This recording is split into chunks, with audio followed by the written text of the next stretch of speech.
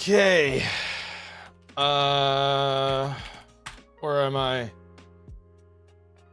Where am I? What are we doing? Where am I and what are we doing? Video producer. Yes, we published this.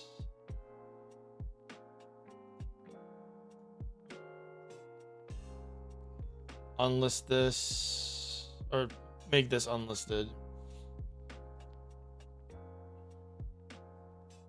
And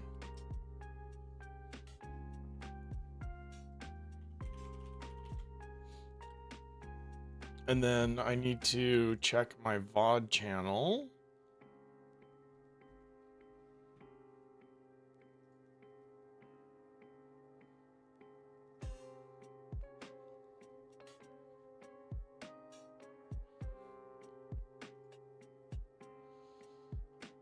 Yes, okay, cool. This is all up.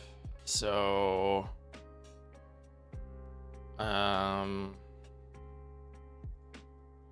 our post will be all systems nominal. All systems nominal. Is it time for a Royal World Tour Lord of the Rings of edition? Maybe.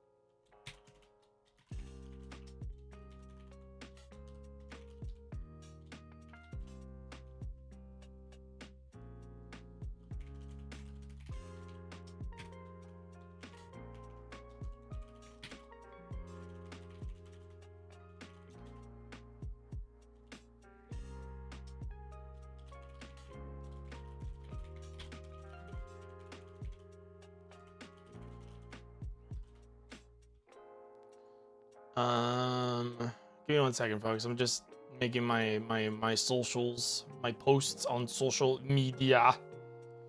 My posts on social media. Everything's in order. Excellent. www.twitch.tv/GCVasquez.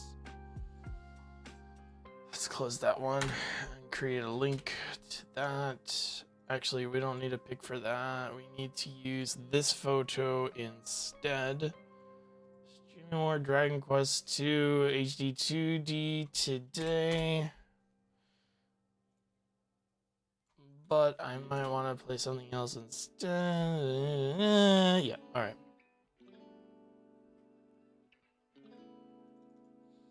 I just don't follow any of Blizzard's stuff anymore. I don't really pay attention to anything they're doing at the moment.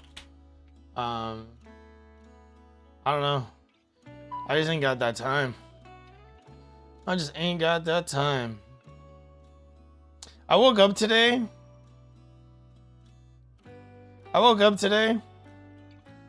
and I thought, I gotta get back to learning Japanese.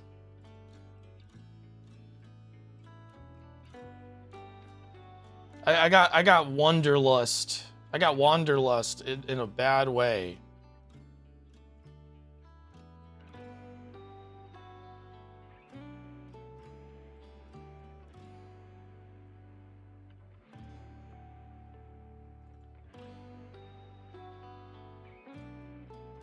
Hang on. I just got an important DM.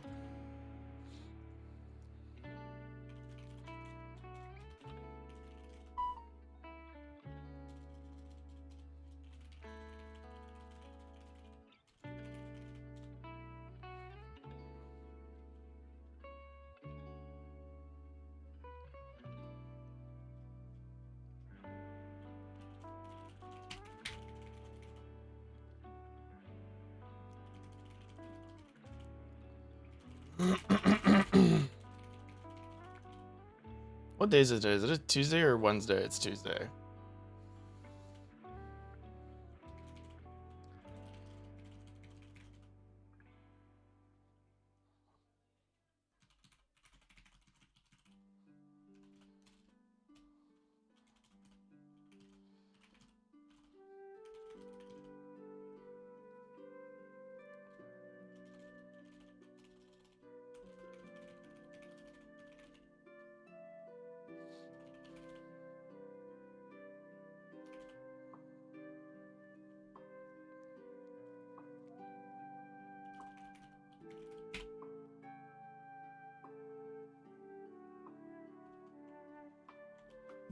hold on. It's work related. Sorry. Uh.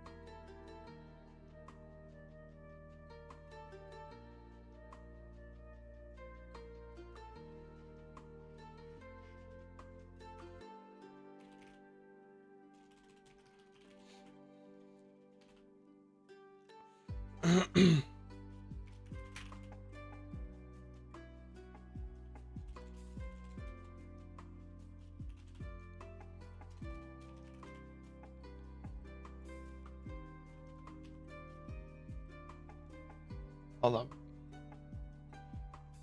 It's actually like important. I'm sorry. I know I'm not engaging right now. It's like it's super important.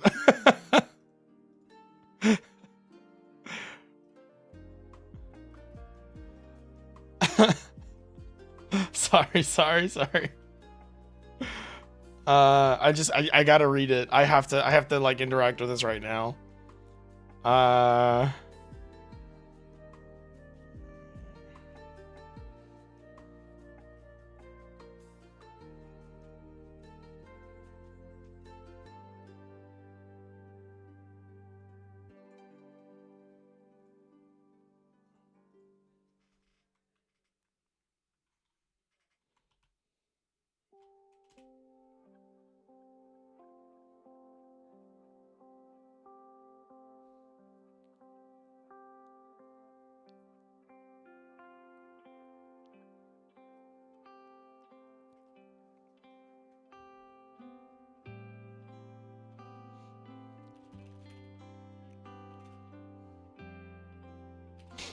I assume.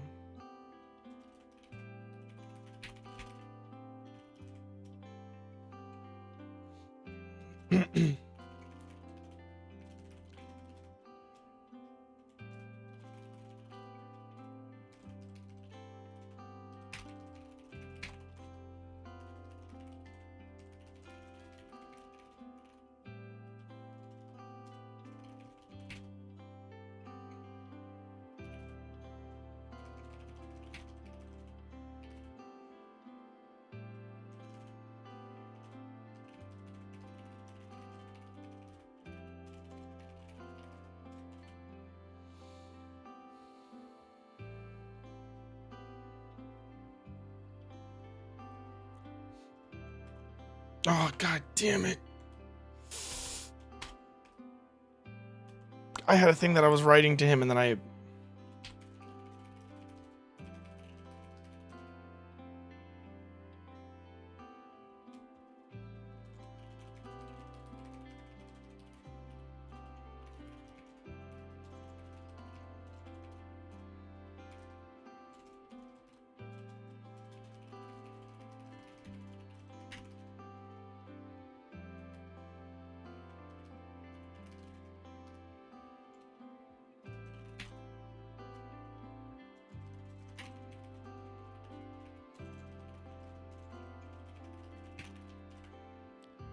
Sorry. Hey, Rambro.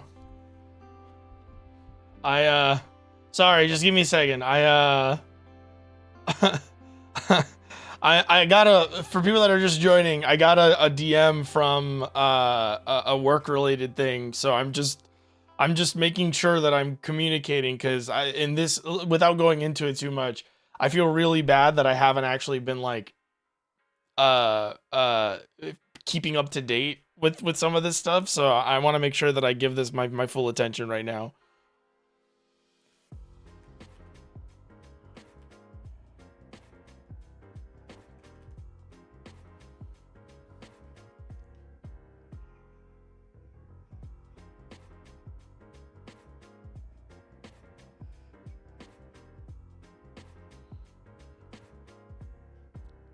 Like YouTube tutorials on the jet shot. I can do the jet shot. I've played that game 1,000 times. How dare you? I only messed it up like one time, and then I gotta reload the save, and then I gotta try it again. Although I think there is a way to get the jet shot. If you miss it on the boat, you can just do it again. There's like a place to do it again, but it's much later in the game. Anyway.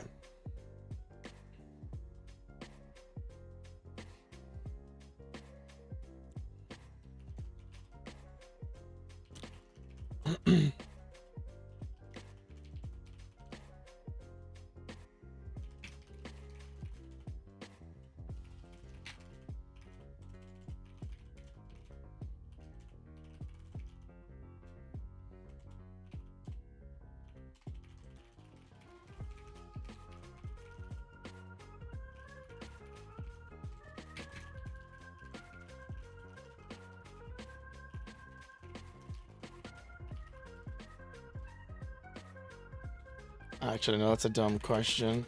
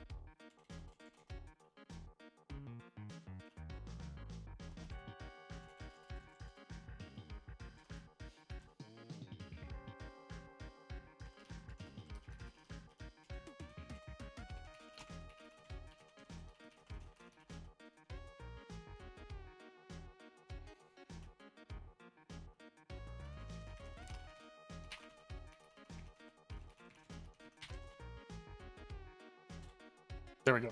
Okay. Did you ever get the jet shot too? Come on. Come on. I'm so glad I caught that DM when I did. I have a, you all also probably have this.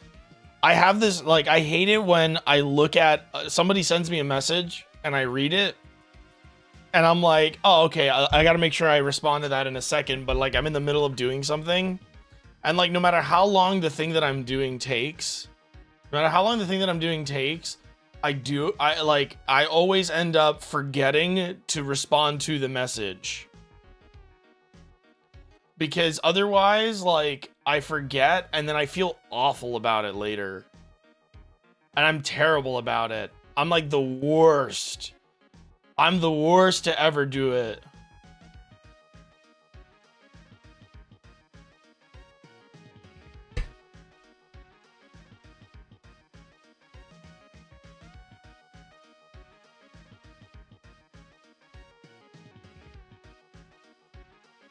Okay, just gonna do this. Hey everybody, good news. Good news on Blue Sky today. I'm gonna repost it.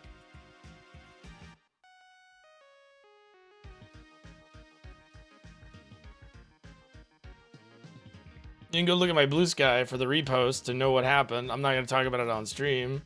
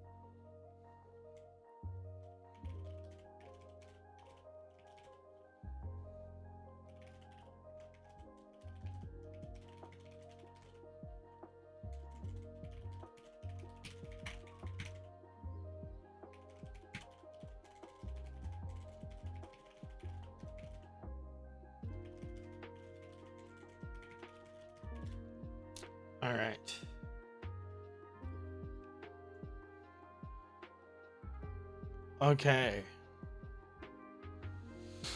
Whew. All right, so hello everybody. Welcome officially to. Can I slash marker this so that I can edit this out later? Long pause. There we go. Welcome to the stream, everybody. Hope you're all doing great. Hope you're all doing a good time. Hope you're all having a good time. I am excited to play more Dragon Quest, but at the same time, if I'm being perfectly honest, I was kind of in the mood to play something else today, but I don't know if I can stream that. So I think I might end up playing Dragon Quest anyway. Because everything else is stuff that I've already started playing, so like I can't really do any of that. You know what I mean? Plays Call of Duty. Honestly, I would. Call of Duty 2 is very good. Okay? Call of Duty 2 is good. I think Call of Duty 3 is fine as well. And Call of Duty 1 can be fun. Sometimes. Don't be surprised when you find out that my gaming background is mostly shooters. Because it might be. Don't get me wrong. I love RPGs. Okay, but I was a 14-year-old kid on Xbox Live with friends that, you know, wanted to play multiplayer games with me. So, you know.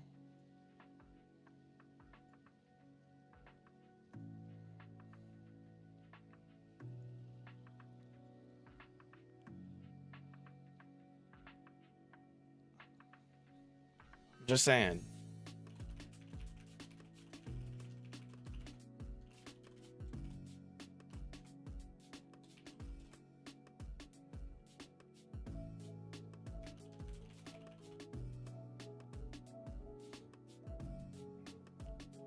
All right. Megabonk is withdrawing from the Game Awards? Like they're withdrawing their nomination? Is that because they were like, hey, it's kind of messed up that Jeff Keighley like did all this stuff saying, oh yeah, let's like promote indies and stuff, and then he like snubbed all of them or something? I haven't really been following that, so that's not accurate. That's just like my assumption from looking at it. They were up for debut indie game and the dev has made games before. Ah, okay. So they themselves were like, we don't feel that we represent the indie market. I am pissed at Jeff about all that. Is that actually what happened? I just kind of like, that's kind of what I pieced together just glancing at what was going on and going, oh, it's probably this or something. Like I'm not really like that. I wasn't like I don't really have like a strong opinion on it because like I haven't looked into it to figure it out, but I just assumed that was what was going on. I'm sure closer to the Game Awards that'll become more that'll become a more talked about thing.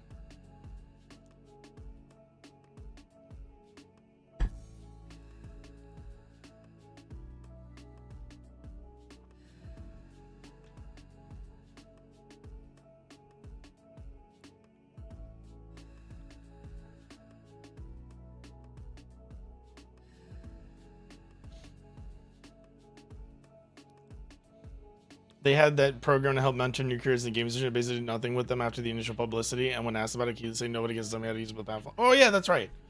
That's we talked about that yesterday. So that's okay. Now I actually have like more context for that. Yeah, that's pretty messed up. I mean, we talk about I talk about this a lot, and I'm kind of a broken record when it comes to this stuff. But like, if you are someone who gets caught doing something wrong, or you know, more let's say like more impartially, right, more objectively, right? If somebody comes up to you and says, hey, you did XYZ thing, or rather you didn't do XYZ things in some cases, and we think that was wrong, and we feel personally slighted by this, and it is somebody that you actually did promise something to, right? You know, if somebody like accurately sort of like points out, hey, you know, you said you were going to do this and you didn't do it, and you know that's kind of messed up, like what's up with that? It's very easy to just be like, you know what, you're right, I was wrong. Or to be a little bit more transparent, and I know this is giving Jeff Keighley more benefit of the doubt than I feel that he's earned in the recent years. But you can just say, hey, you know, that was our plan and it fell through, and we're really sorry about it. And you know, next time we try something like this, we'll do better about it, right? And granted, like yes, I'm sure your PR people will be like, oh, you can't apologize for that, because then people are, it's going to be like an act of admission or whatever. Yes, but also people don't really care whether you admit to it or not. And denying that you did any of it is going to hurt you more, because it shows that you are not capable of sort of like taking your L's.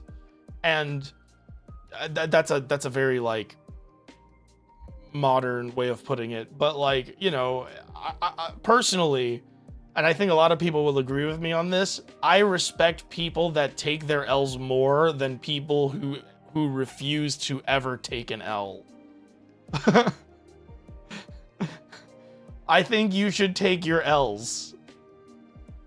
Taking L's is normal. It tells people that you're like, you know, you have an awareness of yourself, or that you're willing to admit, you know, that you are fallible. And I think that looks better on you, personally speaking. You know, personally speaking, I think being able to take L's publicly and admit when you've done something wrong or said something wrong is a better show of character, and shows that you are better equipped to lead, to run your business, to support others, to be heard and listened to. Like, I think it helps your credibility that you are able to show people that, yes, I can be wrong sometimes, because in a weird, like, counterintuitive way, I think that makes people more willing to listen to you. And like, importantly, they'll listen to you, and they'll also treat you more like a person, because you have been wrong in the past before, and therefore it's like, you know, it's like, yeah, like this is his take on this. And I think a lot of people confuse being an authority with something with always being right about something. And just because you're an authority about something, and just because you have credibility, doesn't mean you can't be wrong. And this goes for people who like look to people with credibility for information and stuff like that. Is like, you also need to understand, as someone that is looking to others for that stuff, that they can be wrong, and them being wrong is not like a moral failing, or like them like fucking up once in a while is not like a sign that they are bad people. However, how they react to that could be a sign of that, right? So I don't know. New podcast episodes? Oh yeah, new podcast episodes out today. But yeah, I just think like, I think everybody, this was initially just going to be a criticism of how Jeff Keighley handled this, but now it's become sort of like a more, a larger sort of like, point that I'm making is, I think a lot of people need to calm the hell down.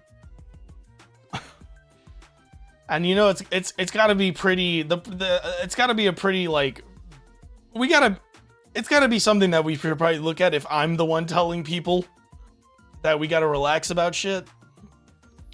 Where it's like, you gotta understand that not every shitty thing someone does is a world-ending event.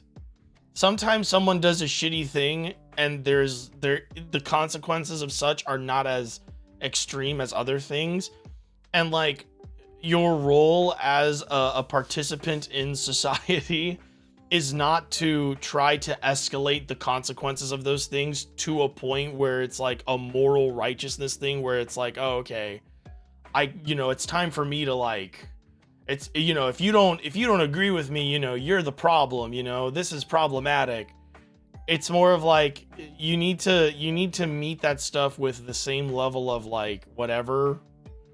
I don't know. I guess this is what it means to be like, the shorthand for this is like, people need to be online less, but I always feel like that's not helpful. Being like, oh, go touch grass, be less online now is like, it's so ambiguous what that means now that it's like, you gotta be more constructive than that when you talk to people, because people don't know what you mean when you say go touch grass. They think that means go out to like a store and buy something and come back home. They don't know that it means, go socialize with like everyday people who don't have the extreme amount of information that you are sort of like pelting yourself over the head with, and sort of like interact with people who are not on the internet all the time trying to like make you feel like a bad person because you haven't donated to the Feed the Squirrels fundraiser yet. That's a stupid example, but you know what I mean. It's like, you gotta go get perspective. You gotta go get perspective. You really do. I'm not saying stop being online all the time. I'm just saying, you gotta go people watch. Go people watch. Seriously, go people watch. People watching in public, like go to a park, sit down, read a book, and every now and again look up and like, look at people. It changes your perspective. Anyway, I guess we should play Dragon Quest. I kind of don't want to though. I woke up really heated today. I woke up really angry about something and I don't know what it was. Okay, would that it were so simple.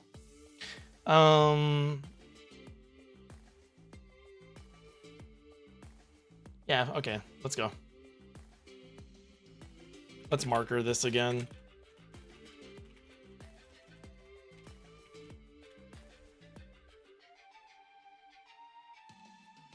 Just wear shades so people don't think you're going to kidnap them. It's just me. It is just you. I don't have that problem when I people watch because I'm not staring at them directly for like 15 minutes. Also, people watching can also just be, people watching can also just be like, you're listening in on a conversation, And yeah, you're gonna see people who are also like way too online or like really weird about stuff in person as well, but especially after the pandemic, that's like way more common. But trust me, like nothing is more grounding than going out and like encountering a bunch of teenagers at a bookstore and they're just talking shit about like this one guy they know that has 0 Riz. And you don't have to look at them while they're talking. You can just listen in, and it's just like, it helps. I genuinely think that helps sort of like keep things into perspective, where it's like, yeah, man, like people ain't like freaking out. And to be fair, I do think there is a sort of like weird thing about the whole terminally online thing that people kind of miss. Where like people that complain about terminally online people in the sense of like terminally online people care way too much about stuff, I do think they kind of miss a big detail, which is that like terminally online people, like they're not like, I have a theory that terminally online people are not actually terminally online. Like I have a theory that what it is just they post loud and they post aggressive, but they're not really like doing that stuff in real life. You know what I mean? Like Like, I think it's kind of exaggerated a little bit, and I think the you're too online thing is just sort of like a dog whistle for other stuff, you know? Like generally speaking, whenever I hear people be like, "Oh yeah, they're too online," they're like terminally online. Usually, it's like a subtle way of being like, "Oh, they're too woke," or "Oh, they're unemployed," and it's just sort of like or "Oh, they're mentally unwell," and I'm like, I kind of listen to that stuff, and I'm like, I don't know, man. Like, I feel like you're. I feel like what you really want to do is like sort of judge people based on like other factors. Like, I don't think you're actually like sort of I don't think you're actually like annoyed. I don't think you're actually judging them for being too online, because like in order for you to know that they're too online, you would have to know the conditions. You would have to know the things that they're talking about in order to prove that they're too online. You know? Like you would have to, you know what I mean? Like in order for you to know that someone is too online, you would have to know that what they're talking about is stuff that too online people say, which means you would have to be too online, because that is context that can only be acquired by being online too much, right? So like in my head I'm like so what, like it's not because they're online, it's because like they're saying stuff that annoys you, or they're saying it in a way that annoys you. So really it's like it's not really, it's the content of what's being said, but you're trying to like blame it on like certain factors. I don't know. I think I'm getting somewhere there, but I can't articulate it well enough yet. But I think calling someone too online is just like a subtle way of being like, I don't like the unemployed, or I don't like, you know, certain people. I don't know.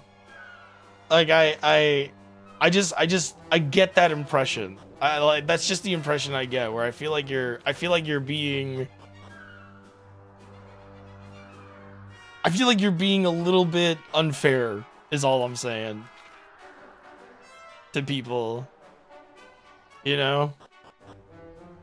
Better Tomorrow trilogy arrived today. Hell yes. I love A Better Tomorrow 1 and 2. I did not watch 3 because John Woo did not direct 3. John Woo did do an unofficial, for people that don't know, if you are interested in A Better Tomorrow 3, John Woo actually directed a unofficial sequel to A Better Tomorrow 2, which is a prequel sequel, if I remember right. I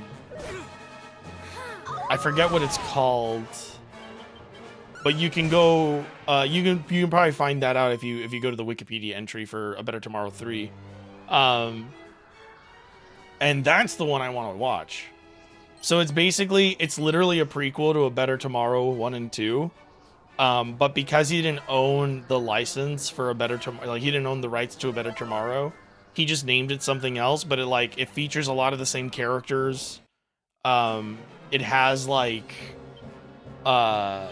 it's sort of like the same premise and the same like character relationships. He's just changed the names of the characters so that it's legally distinct, but it's basically a prequel. It even has some of the same actors. I don't know if I mentioned that already.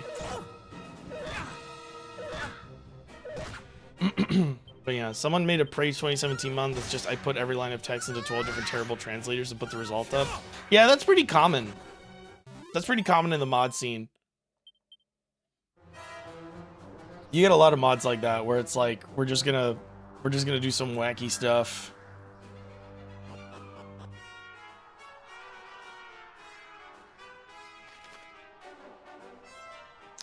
I came from the left, so I gotta go this. This is the only way left for me to go. We're gonna heal. Let's just top everybody off for the boss fight. There's a bug fix mod for a bug fix mod for a grass mod.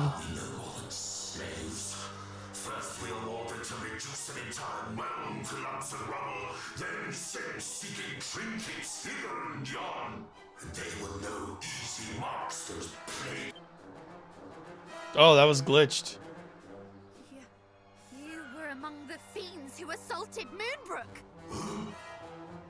It all started because I wanted to play Morrowind. You know, that Morrowind multiplayer mod is really good. I played a little bit of it and I was surprised. I think the only thing they gotta do now is figure out a way to like sync up certain quests and async other quests. Did you lay waste to fair Moonbrook? But that's hard to do because a lot of NPCs die in those quests. Half the cruelest clumps of fiend flesh I ever laid eyes upon were there. You. No. My poor countrymen. You are one of the lucky few who escaped our clutches, I take it. But it was clearly not your wits that preserved you, Claude. For only a lumpen fool would throw away a life so recently saved. The Lump Father. I'm overdue yet another Dunmer Telvanni playthrough. I don't think I've ever played Morrowind in serious. I think most of the time I've played Morrowind, I just kind of just go around killing everything and everyone that I see. Like that was the last time I played Morrowind. I just killed everything because I wanted to see if I could do it, and I could. So I just did it like that. I should at some point do a Morrowind playthrough though, because I hear Morrowind is very good. Let's see. I think maybe Frizz does good damage here. I actually don't know how much damage Frizz does. It's not good. I'd rather do Call of the Wild. Let's psych up. Let's do another Zap. And let's do another Call of the Wild. That does really well for some reason. How much damage does that do? Not much. I think I'm gonna kick this guy's ass, to be honest. He doesn't seem very tough. Another Zap. Yeah, I mean, he's not even doing good damage. I'm out of MP. I cannot mid-heal. But she can. Never fear. So we'll just trade heals.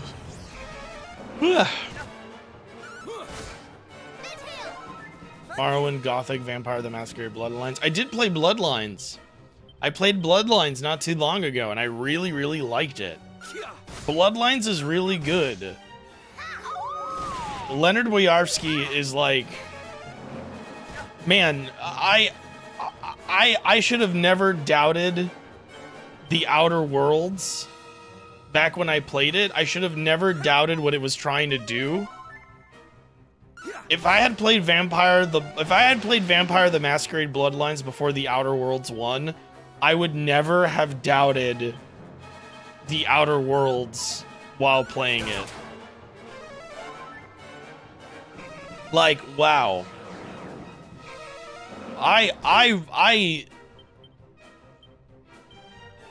should have done my homework on Tim Kaine and Leonard Boyarsky, because holy crap, amazing fucking, like, just mastercraft of writing and world building. I guess Vampire existed before they worked on it, but yeah. Like, just very good writing.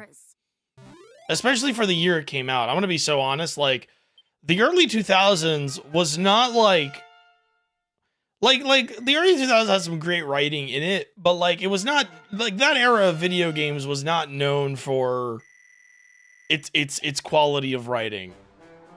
Okay, that was like the edgy era of video games, which is what I thought Vampire the Masquerade was gonna be. I thought it was gonna be mostly like a style over substance sort of thing, but no. That game has so much good like fucking just like oh. Is what the matter? She's gonna break down and cry, bro. She just like She just like avenged her people, and she had to deal with a guy talking shit about her people and stuff. To think that my people, my father, suffered at the hands of such... It's criminal how mishandled Bloodlines 2 was.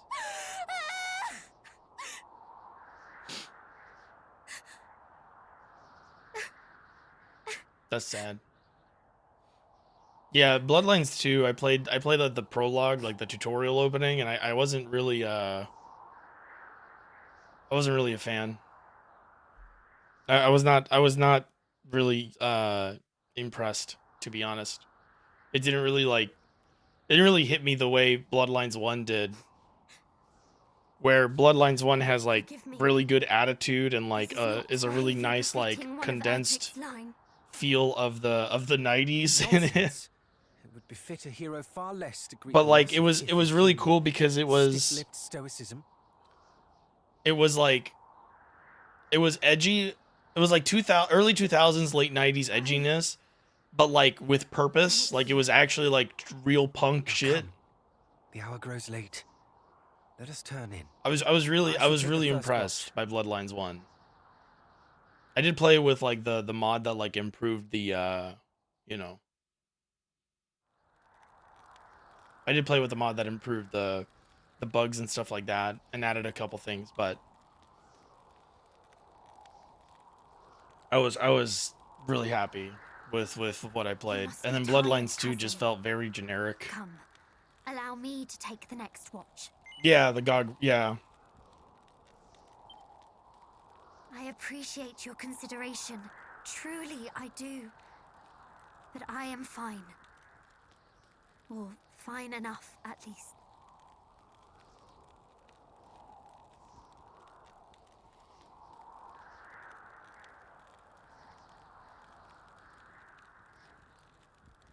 I have lost much. That cannot be denied. But I am not alone, and for that I am truly grateful.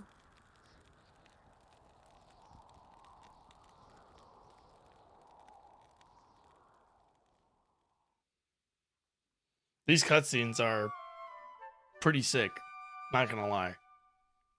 I'm very impressed by the remake's additional cutscenes. Come, friends. The Windbreaker shall be ours this day. I shall eat my hat. You don't wear a hat, you wear goggles. Come on. Like, what are you doing? That was the wrong ability. I'm really glad nobody showed up. There's one more treasure on this level? Is it in the other room? No, but I was in there already. Whatever, we'll go look for it. We will go look for it. Oh, is this a situation? Oh, it might actually be the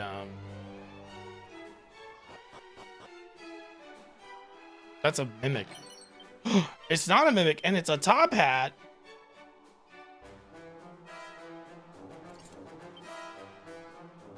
I gotta give it a Caradoc, because he's a dandy if there ever was one. Okay, we're just missing one treasure on the top floor. And here we are missing just this, from the looks of it. The Windbreaker. Right, so last time we were playing this, we had to, oh yeah, to the shrine west of Moonbrook. Got it. And now there should be no more treasures here. Yeah. So we still gotta go to the top floor. I'm thinking maybe what I'll do, just to be thorough, because I would hate to like leave this area and find out that the last item we're looking for is actually here. So I'm just gonna give this a quick sweep, a quick like hidden mini metal sweep. Doesn't look like it's up here. Okay, so we're gonna drop down. And then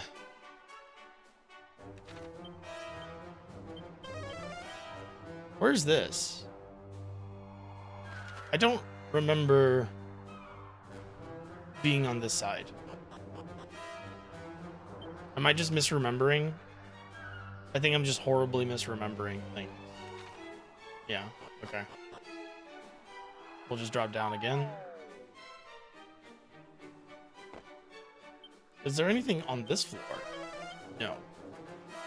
So what we're gonna do is we're gonna go up the middle, go to the top floor from the center, and that should get us to where we're trying to get to. Cattle prod, the beware wolf, Crackle, the dirty rats, and this is bang everybody. Don't take that out of context.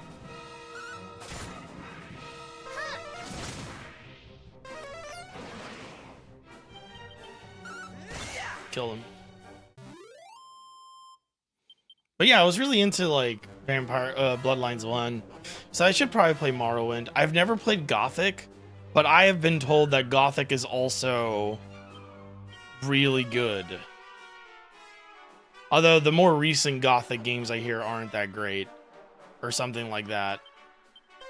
Either they weren't good or they were like not the best, but still surprisingly like well done anyway, despite some of their like, despite some of its issues.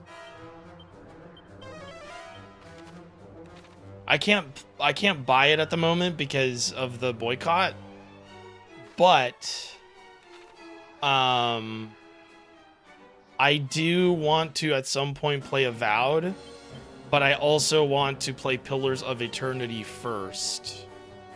And I'm thinking maybe I'm thinking once the turn-based stuff for Pillars comes out, I'm gonna go play it and give it a real like fair shake. If you're German or Polish, you were born with a copy of Gothic 1 and 2 in your crib. That makes sense. I believe that. Windsickles. Only you can learn Windsickles? Interesting. But now you have a wind spell, Caradoc, so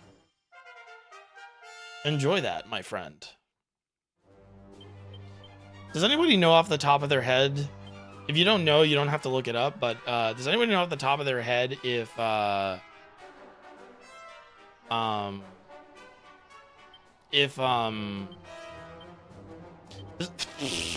anybody know off the top of their head when the turn-based update for Pillars comes out? Because I know it went into beta.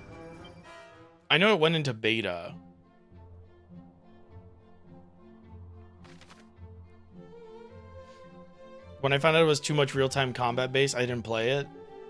Yeah, I love CRPGs, but I cannot play top-down CRPGs with real-time combat enabled. I like, and I'm so glad you said that you also have that problem, because like sometimes I say that and people go, but what do you mean? That's CRPGs. And I go, yeah, but like there's like a certain, it's different. Like there's like a certain thing about it that like I just can't get into. It'd be funny if Sonic Racing Cars beats Mario Kart World. I think it will. Yeah, like it's different. So like what I've learned is that if it's real-time combat but it's a 3D CRPG, I'm totally okay with it. So Knights of the Old Republic, Dragon Age Origins, when it's in that like format, right? I'm totally cool with it. That doesn't bother me in the slightest, right? In fact, I kind of like it. Like more so than just not bothering me. I really like it when it's that, right? But when it's isometric and it's like you're controlling an entire party all at once from the top down, I don't like it. Because for me, it feels too much like I'm just doing an RTS. And then on top of that, I don't like the isometric ones tend to move way too fast for me to like deal with it. Tyranny is pretty good. Is Tyranny? No, I'm thinking of Tyranny isn't the Tides of Numenera, right? It's not the one in Numenera. It's what setting is what system is Tyranny using? Which one's the Numenera one, by the way? I don't even know if I'm saying the name of the system correctly. I raised a notion to replace the name Game Awards to Dorito Pope Conclave. I agree because Paradox fucked up their DLC prices once and gifted everyone who bought one of their games a free game. Makes sense.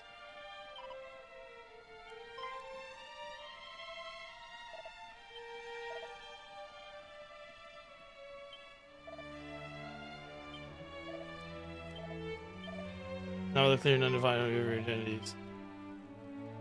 We've got our seals, bro.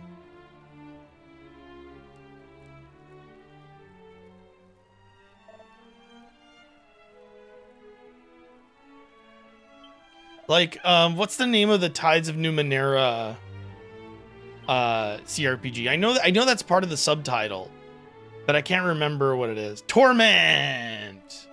Tides of Numenera is the Planescapes. Planescapes in Numenera?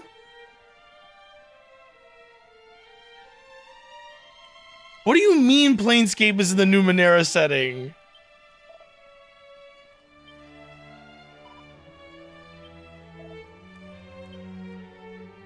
I didn't know that. What the hell? That's a lie. You're lying. I know you're not lying, but I'm gonna look it up anyway.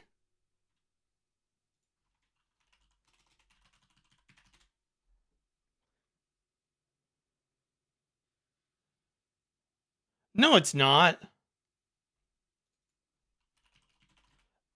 Am I thinking of a completely different thing? No, yeah, Numenera. Oh, it's Monty Cook's. Is Monty Cook the Planescape guy? Is that why it's like a sequel? Thematic successor, one of the most critically acclaimed role-playing games of all time. Yeah. Oh, I gotta bother one of my friends about this.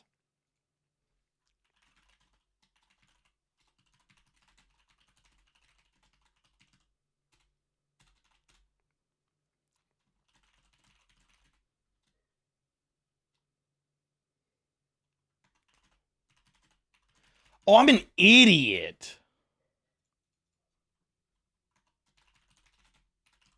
Of course it's Planescape Torment, Tides of Newman. Of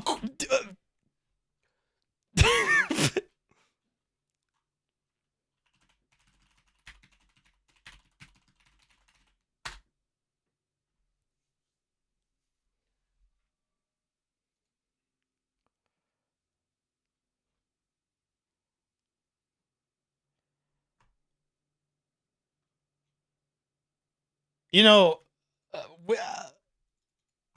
sometimes I'm a smart person. I am a smart person. Okay. I'm an intelligent man. But sometimes these little things just go right over my head.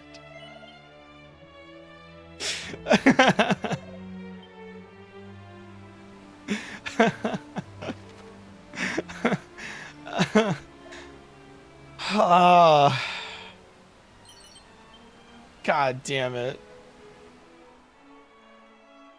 I'm not a smart... I am a smart man, god damn it. I'm a smart person.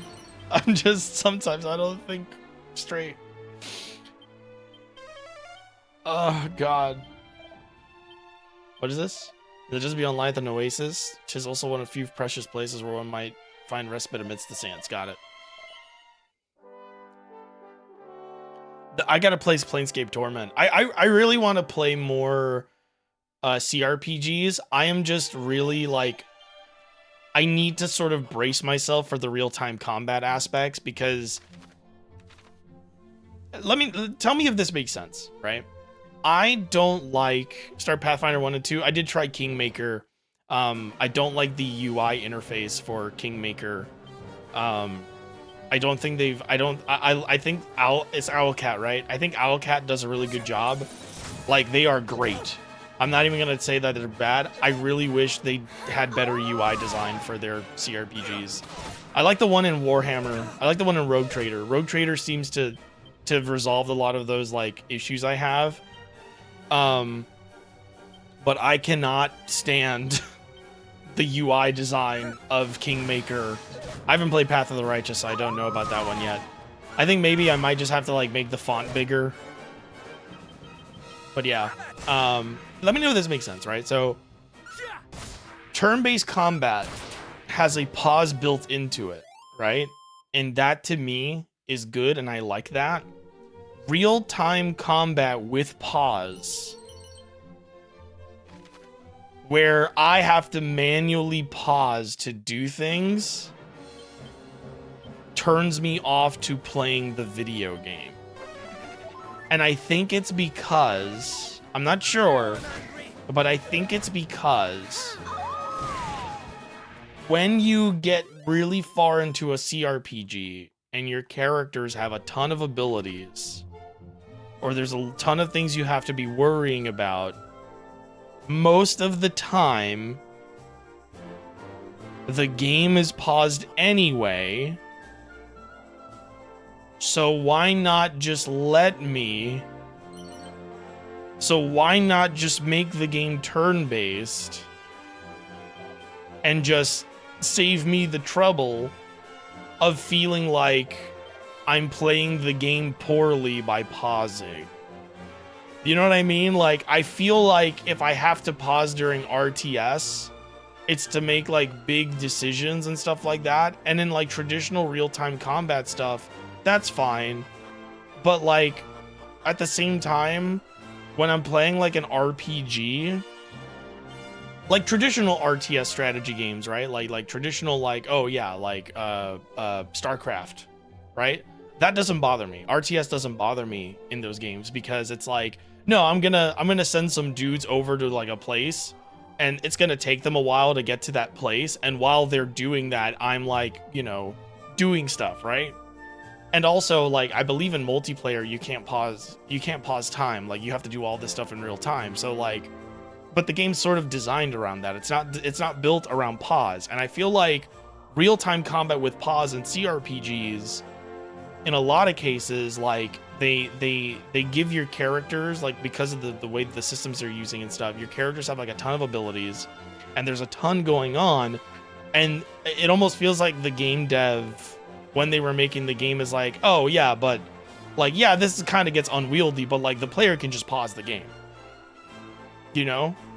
The player can just pause the game.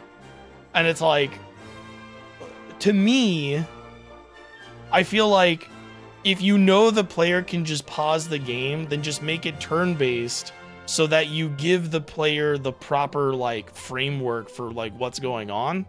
And also, I just think turn-based makes more sense for TTRPGs, because TTRPGs are in fact turn-based. That's how you play them on tabletop, right? Like when you're playing an actual TTRPG, it's not real-time combat. We, you know, pretend like it's real-time combat.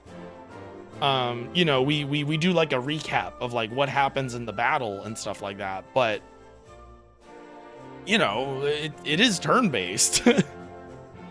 You know, like, and like that, I get that real-time combat is supposed to be like, I understand that like the reason they did it that way is because they wanted to simulate what the battle would actually look like, because at the time CRPGs were sort of like here's what the stuff you were doing on tabletop is supposed to look like in real time, but then you can't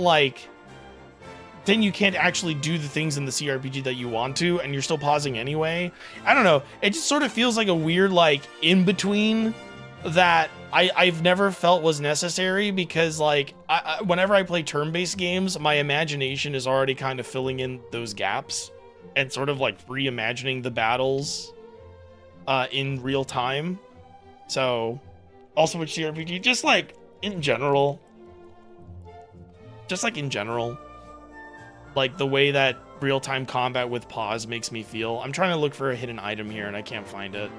I think I gotta come back when I learn Snoop.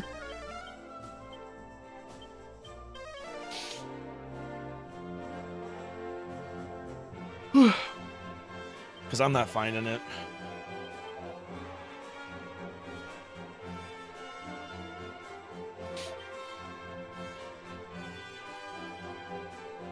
Yeah, let's just bail. Unless it's like here. No, it's not. Okay.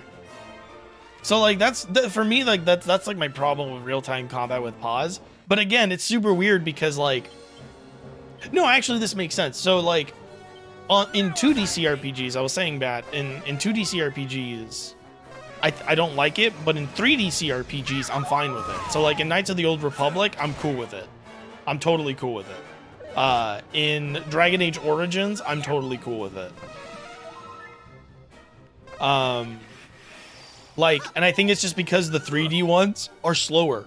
So combat actually moves slower in those games, and it's like the turn-based like the actual like when moves activate and stuff like that, and like how enemies behave is slow enough where it's like I can keep this in real time and I get something out of that, and it doesn't obstruct me from strategizing or like deciding what to do. If that makes sense. So I think I'd be okay with real-time combat in CRPGs if it moved just a little bit slower. And like to compensate for like the speed of battles, you just make battles, like you just make enemies not as, you fudge the numbers so that like enemies die faster or whatever, but you make the battles take longer. Like essentially real-time combat turns are slower, but you know, to compensate for that, enemies will die a little bit sooner so that you kind of pace it out correctly. I don't have a metal shredder move, but I do have wind sickles. I sort of like the frenetic energy, but it depends on what I'm doing. Yeah, that's how it is for me. And again, it's like if I'm in a tough fight, then I gotta start strategizing. And once I start strategizing, it's like, well, I'm pausing the game.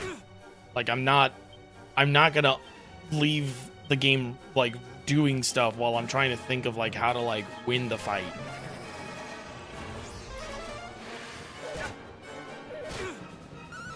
It is satisfying to watch it play out in real time. Like I'm not gonna say that's not true. So I think really like my problem is that it moves too quick. It moves a little bit too fast for my tastes. Or maybe I'm just over exaggerating. Maybe it's just I haven't played one of those in a long time and I just think it moves a lot faster than it does. You know? I didn't think about that, but maybe that's it. It's like playing chess where you can move all the pieces at once and both players are doing that. Yeah. You're weak to zap, I think.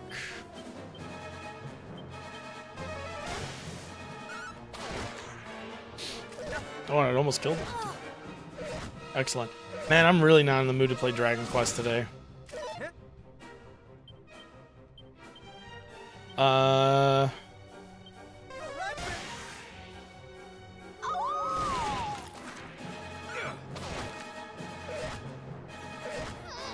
no! Paranel! What's up, GC? You okay? Yeah, I'm fine. I'm just not in the mood to play this video game.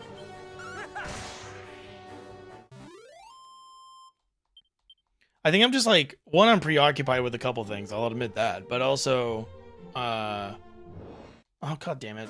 No. That's too much XP deficit to worry about. I think she'll probably revive. She won't! Okay, let's revive her. I love when Caradog dies, you're like, god damn. But when Paranel dies, I'm like, no! Because she doesn't die as often. She's better at staying alive than Caradog is. Yeah, I'm not feeling it. I don't think the game's bad, by the way. Please don't misunderstand what I'm saying here. I actually am enjoying playing Dragon Quest. I'm just not in the mood to play it at the moment because there's other stuff that I'd rather play. But none of it is stuff that I can stream because it would like be in the middle of a playthrough. Try your hand at the tombola. There are different tombola stands. This one has a loyalty card, whatever the fuck that is.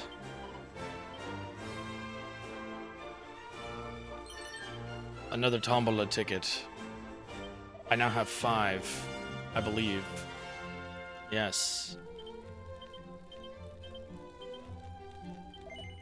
Hello, sir. Serpent sword? No, not good enough. A steel shield for 14 points of defense is not bad at all. Yeah, give me that.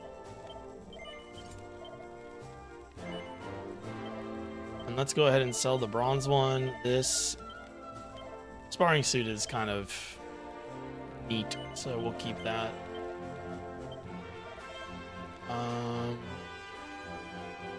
I got 15 antidotal herbs. Let's sell like 5 of them. Sell a couple holy waters. Maybe he'll give me another tombola ticket. Come on, buddy. Give it to me. Give me the tombola ticket.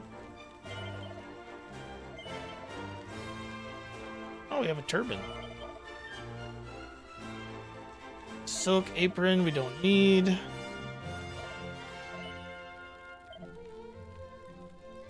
We gotta get one of those. Get one of those what? Oh, steel shield, yeah.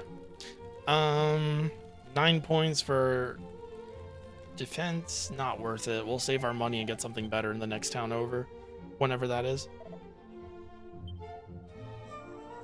How much treasure's around here, by the way? There's just one more? Which means it's probably a mini medal that's like hidden somewhere. And like, no, yep. There it goes. What can I say? I'm very smart. The town of Rippleport lied north of Saphir. Ugh. Yeah, I don't know. I just like, I feel like doing something else today. Ugh. Do you see the Dragon Quest genius? It's true. Whatever. I'll take the damage. I'll take the damage of playing the game today. I think my mind is just elsewhere right now. Not sure where, but I think I just gotta like, I know where it is. I'm thinking of like a month from now. I'm doing the thing my dad does. I'm thinking way too far ahead into the future, and I'm not focusing on the present. But that might be useful for me at the moment, so might be a good thing. Please don't kill Paranel again. We're gonna...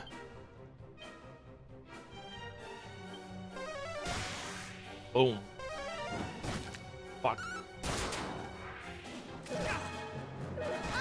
Damn it. Gotta get some planning in Mayhaves. Yeah, for the move and for what I want to do on my birthday and stuff. You gotta buy video game? What video game?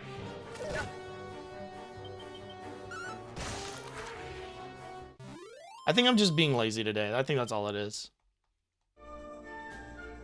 I'm being lazy today and I'd rather play other stuff than stream and shit. But that's okay.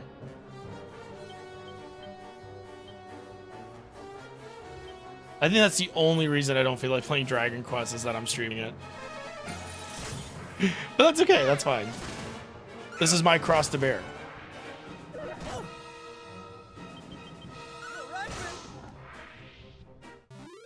Morsels? What's morsels? I don't know that one. It sounds familiar though, so maybe I knew it and then I forgot. Perhaps I have forgotten. Tomorrow's Demon School. Yeah, I think I might pick up Demon School just out of curiosity more than anything else. I kind of stopped being as excited for Demon School as I was. Just like, you know, just the nature of the beast and all that.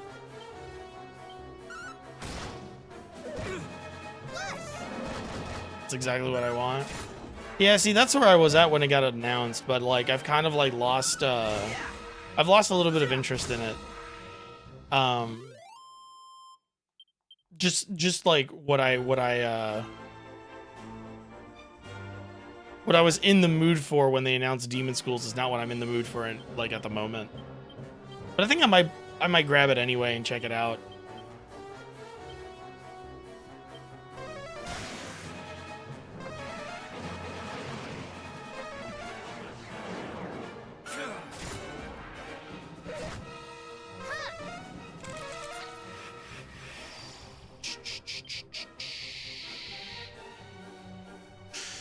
Let's do a Helm Splitter there. Let's do a Flame Slash here and a Call of the Wild. Oh shit.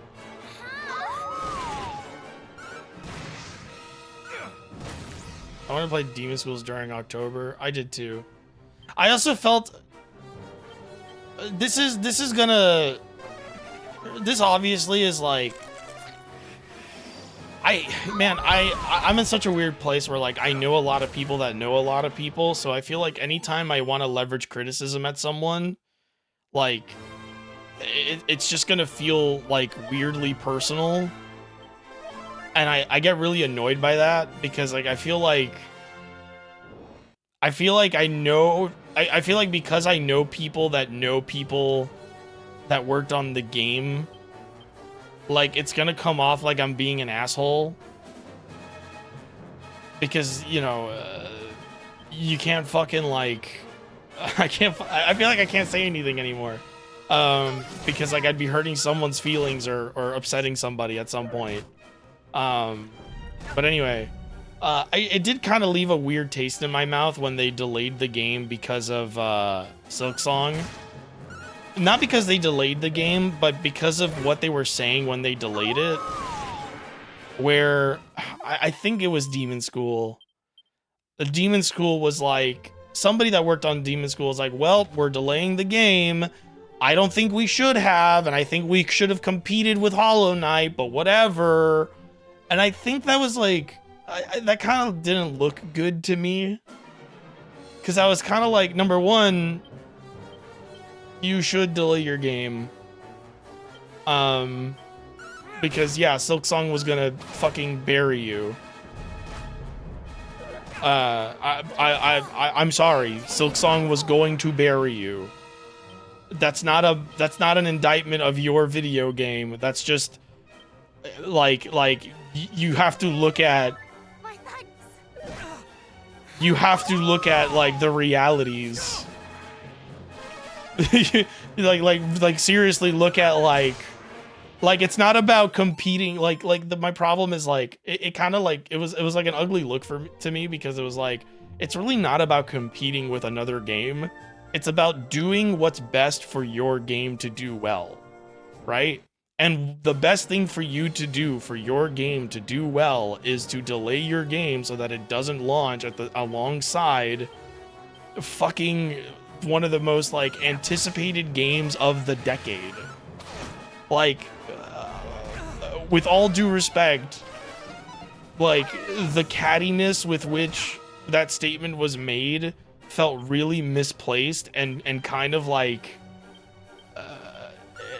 it made that person look kind of silly.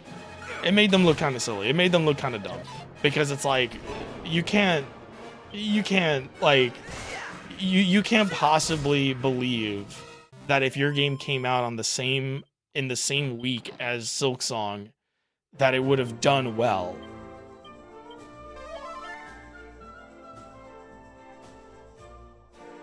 Like I'm like I know it's like I know like technically you could justify it by like I can see the rationalization of like, well, it's a different market, right? Like the people that want to play our game don't want to play Silksong. I think that's a misidentification of your market.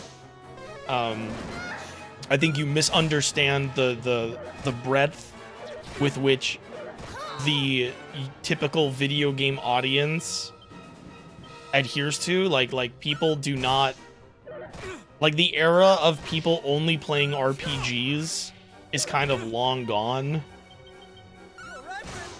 Like and also like Silksong is 100% like the kind of game that people who play RPGs would play. because it's like close enough. So yeah, like that kind of bothered me, and I think that's what actually soured me a little bit on it. Because like it felt like weirdly antagonistic. Like it wasn't like had they been like, I really wish the people at Team Cherry had told us, like I really wish Team Cherry had reached out to some like of the indie studios to let them know that this was going to get delayed. Like I would be okay with that sort of like exasperation, because it's sort of like a, yeah, you know, hey, it's kind of annoying when we don't communicate or whatever. I think Team Cherry should have released in November. Fair enough. I think November would have been like a better choice for them personally, because like I think like, I don't know, I feel like October, yeah, like Team Cherry like just shadow dropping Hollow, like Silk Song, essentially shadow dropping, maybe not shadow dropping, but like you know, announcing, hey, Silk Song's gonna come out like next week or whatever.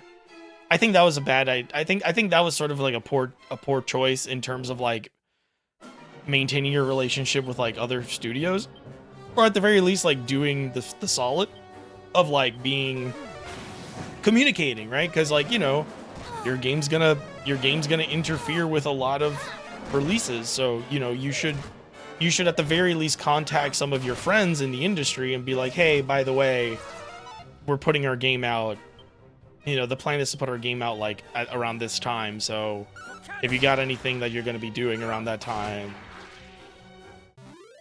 you know, make sure you you move it around or whatever. And I understand why you wouldn't want to do that, because then maybe it gets leaked or whatever. But like, at the very least, complaining about it and being kind of frustrated by that publicly, I wouldn't really like hold it against them. But I do find it in poorer taste to be like, well, we're delaying the game. I didn't want to. I thought we could compete with Silk Song, but you know, the publisher has different. I feel like that's like really, I feel like that's really unnecessary. And I don't think that's like a productive sort of opinion to have. You know, and I'm not saying video game devs can't like express those things live. Like, I'm not saying, oh, that's not professional. I'm the last fucking guy to tell anybody to lecture anybody on how to be professional, but I do think like sort of like blatantly like being like that is different from like having a fair criticism about something, you know. But anyway, yeah, so I'll still pick up Demon Schools, but like I was a little turned off from it because of that sort of reaction to that stuff. Yeah, like it's not that the game itself is any different, but like, you know, if we're gonna talk about like not separating, how you can't separate the art from the artist on things, like yeah, the things the artist, the way the artist handles themselves is going to like affect the way I view their work, you know? Just sort of one of those things. They'd already pushed the game back from a summer release. That's true too. That makes sense too.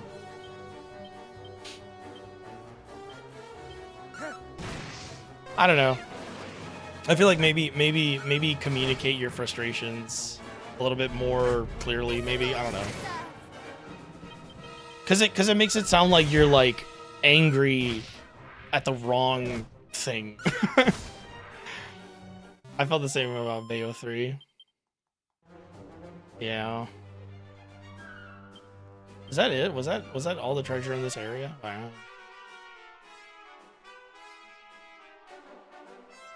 Does anybody need to heal? No.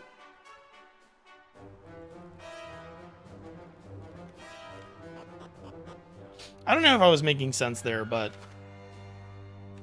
I do think like I hope it's good. I was really excited for it when they announced it, so I hope when I play it, it like speaks to me. I did see a couple reviews, even the positive ones, being like, "Hey, this is kind of written like shit," and like, you know, that's gonna suck because I care about that stuff. But yeah.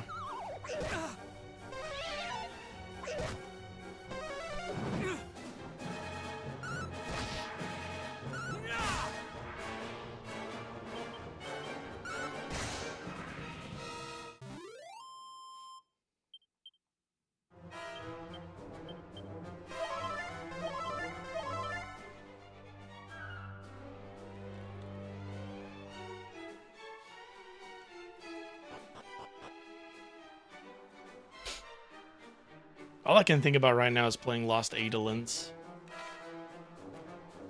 I've been playing Lost Eidolons. It's a Korean SRPG in the style of Fire Emblem that I have been enjoying a lot. Because a lot of its like its writing is I really like a lot of its writing. And the game is like pretty fun and engaging. And so far the maps have been pretty decent as well.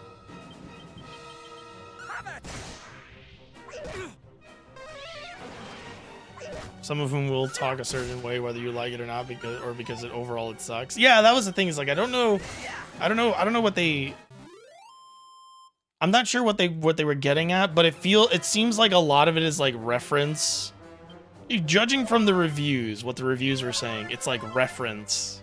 It's like heavily reference slop. Sorry, I shouldn't say slop. Fuck. It's like heavy references to like other to like Persona and SMT stuff. But anyway, Lost Eidolons is really fucking good. I was really messing with it. I don't think it's like terribly complex, or like I don't think there's a lot of like player agency in terms of like customizing like people and stuff, but there is a certain enjoyment I'm getting out of like the limited resources that you have in that game, and like trying to like equip your party members as sufficiently as like your units as sufficiently as possible. One actual like thing that's bothering me in Lost Eidolons so far, but like because the maps are great, the SRPG elements are really good.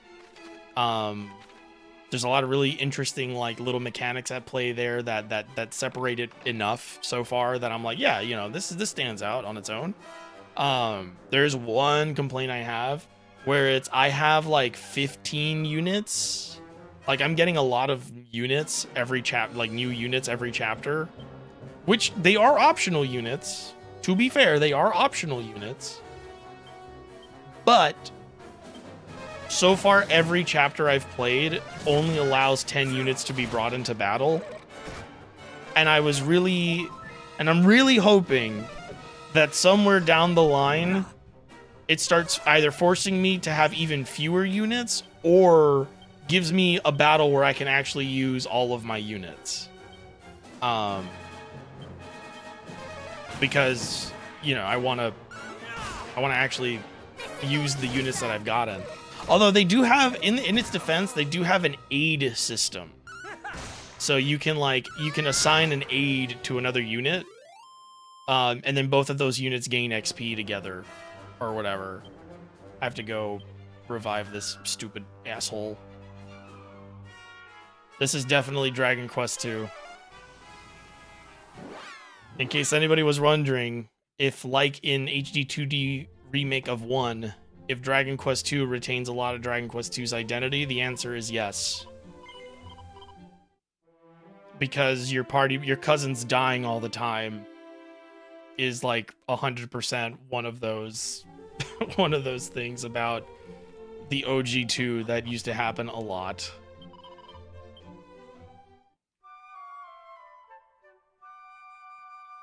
I want to get through this tower at the very least, and then maybe we'll call it early. Just because, like, I am feeling a little eager to go do something else. We have 10 Tombola tickets. Let's go play. Let's go gamble. Damn it. The best one we got was silver.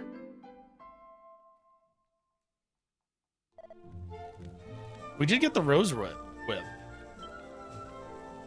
is not bad. Effective against humanoids and plants.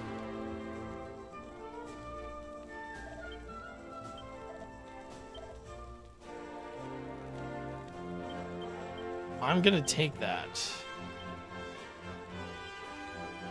So we're gonna transfer that to Gawain.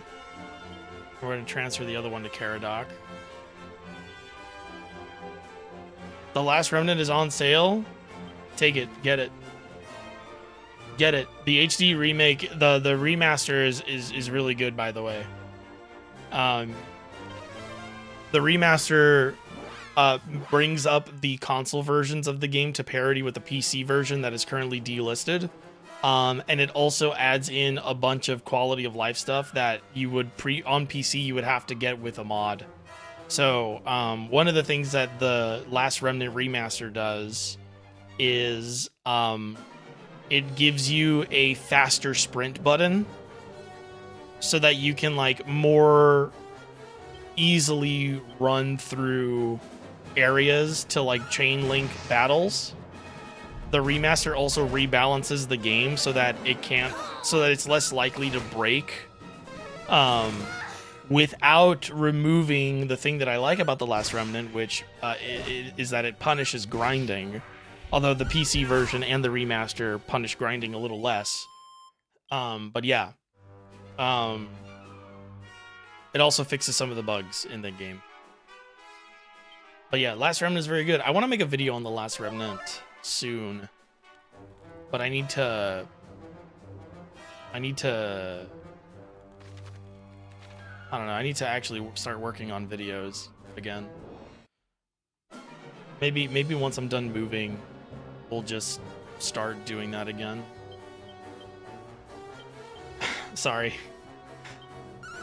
I've been working on my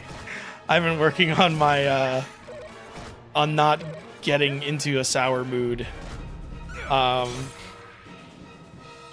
And I'm trying to remain optimistic about things and not be a sourpuss about stuff.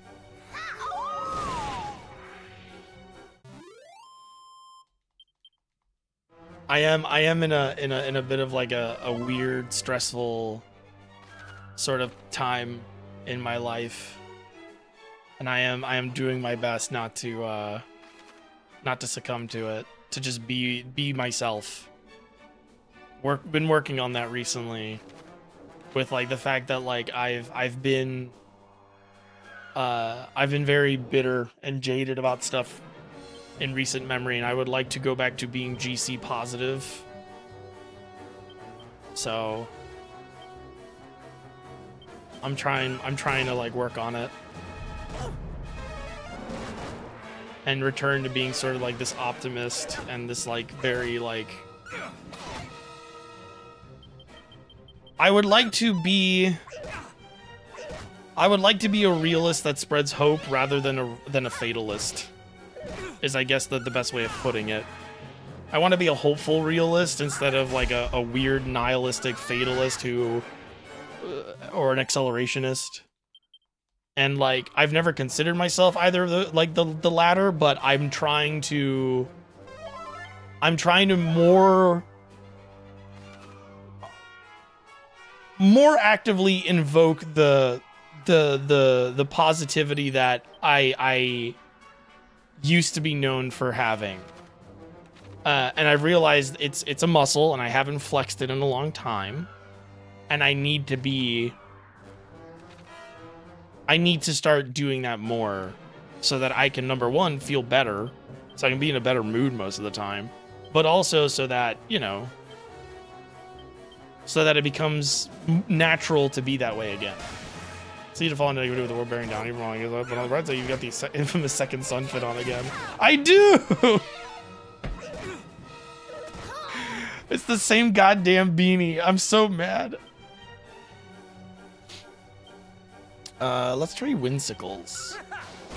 Yeah, that shit works.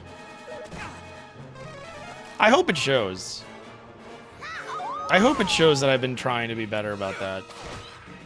But, you know, you only see like 15 minutes, or rather, I guess a couple hours of like my on personality a day, if that. So you wouldn't be like the best judge of that. But I hope my friends see it. The ideal sneak is if anyone needs to take care of business without being seen. Can Caradoc wear this?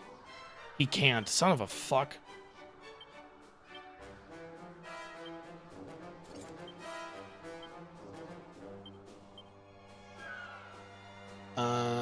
Is the turban any good? Can she wear it? No. I should have gotten her a better shield.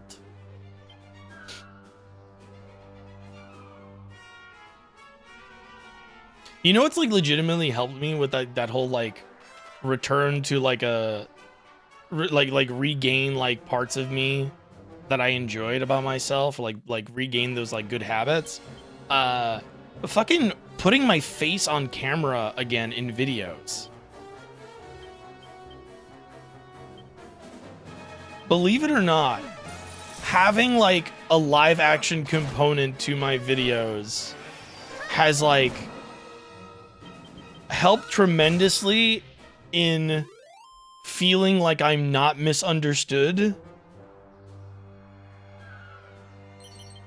Like, even if I do get misunderstood, like, I don't read it as a failing of like my performance anymore, because the visual acting element of my videos has like greatly improved my like ability to take that feedback and like understand that I did not fuck that up.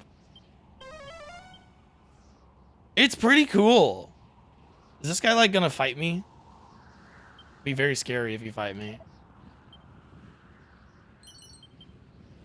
I knew there was a mini medal there. I didn't notice for treasure, but I was like, there's only one place you'd put a treasure on this roof and hidden away.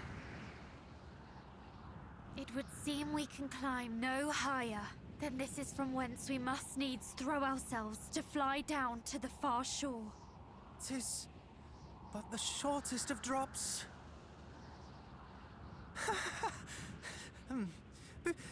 Purely out of interest, what do you suppose would become of us should the windbreaker fail? You'd go Well, splat. if we landed in the sea, we would prove a nutritious meal for the beast below, or drown. Or if we landed headlong on the rocks. I like her. She's funny. But please say no more. You've painted the picture quite well enough. Oh, what say you, cuz? Are we going to do this? Yes. Oh, goddess. If we are really to do this, pray give me a moment to settle my stomach. Come, tie the windbreaker around you, cousin. We will hold onto you tightly and place our lives in your hands.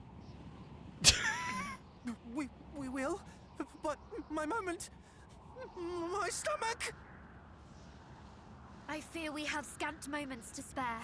Time waits for no man, and neither does the High Priest, Hargon. Whilst I am aware of this, I fear my body is not. Do not let go. This is actually happening? Now I am bearing witness to my all too brief life.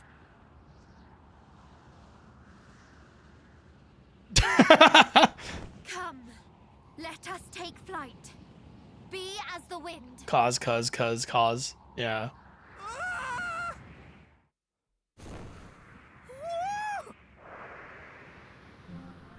We're flying! We're actually flying! That we are, and it is marvelous.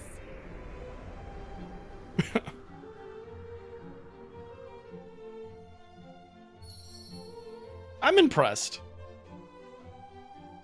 Well, I gotta check out the other tower. I gotta check out the second tower. Look, there's a guy here. I have to do training first. Okay, he's gonna hang out. Is there treasure on this floor? Nope, we go to the next one. Oh, we can go downstairs too. Hello. Wait, no, is that downstairs or is that 2 upstairs? No, there's a downstairs. Well, I'll go down first and then I'll go up. No, there's 2 upstairs. What the hell? That was a weird line delivery for being impressed about mid-flight. Oh, everyone's a critic. Everyone's a critic. Can I get like a group attack that's not the stone throwing? You know what? It might be better to just, as him, as Gawain, it might be better to just like smack people around. Oh, wow. Okay, Crackle just did it. Thanks, Caradoc. Much appreciated. Aha! The 10-ton toupee. It's cursed. It's a cursed item. We won't be using it. It's a cursed item, people. We won't be using it. The 10-ton toupee. I'm a very big fan. I've been a user of the 10-ton toupee for many years. It's so heavy, they can't pull it off of your head. No one will know that you're bald.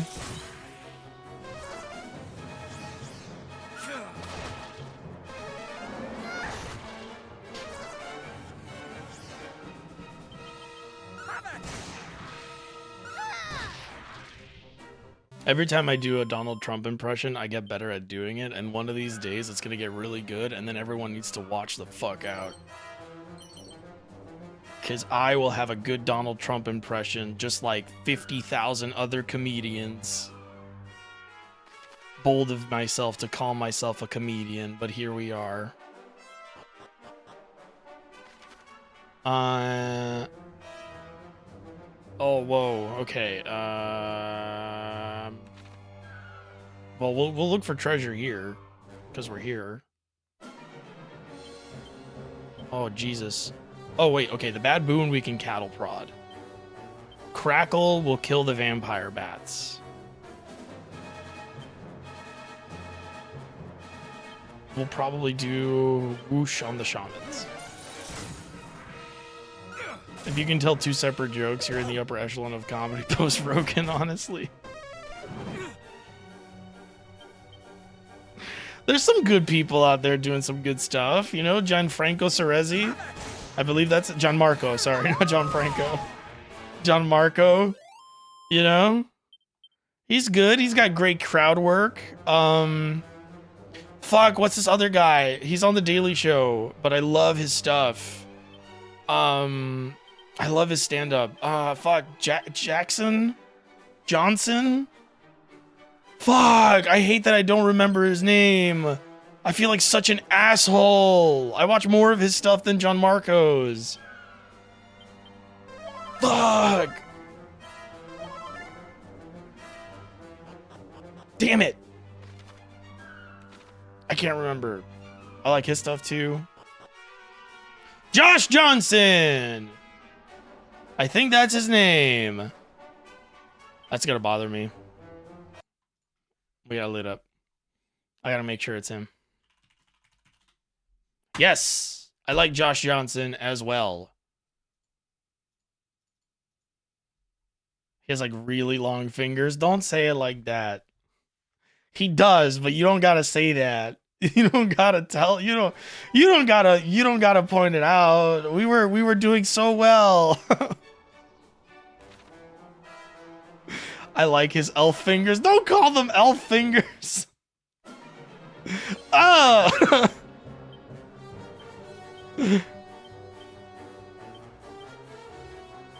But yeah, I like him too.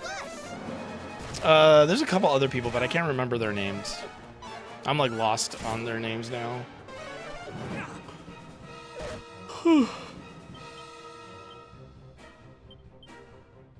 I'm really happy that there's comedians out there that aren't like, you know, the shitty stand-up comedians that I grew up watching who ended up being like really shitty people.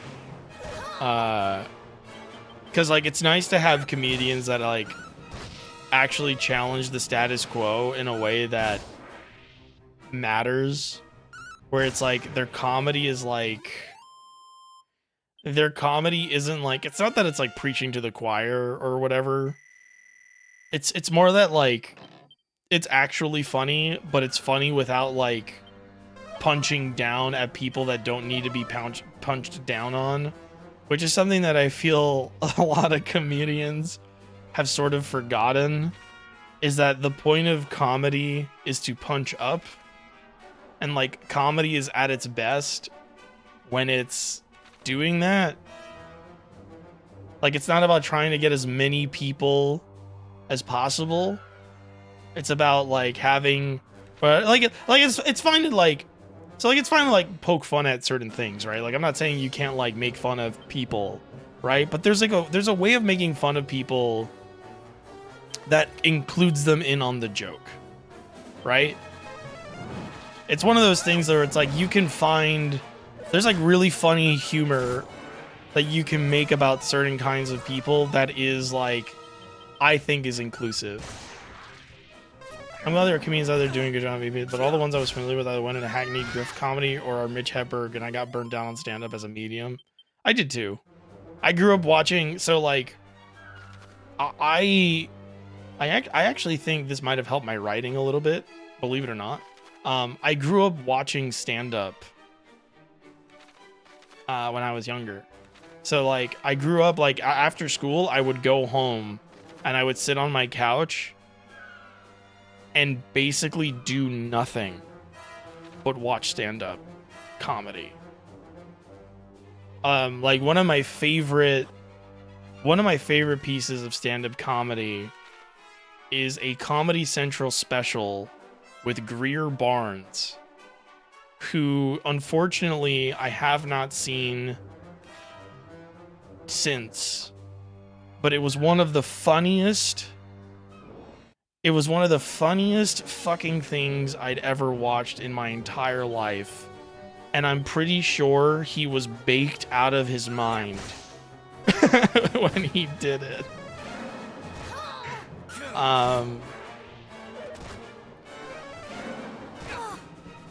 And like, so I grew up just like watching stand-up comedy, like all the time.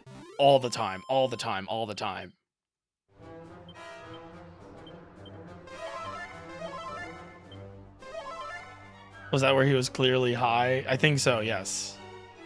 And he was like, it stood out to me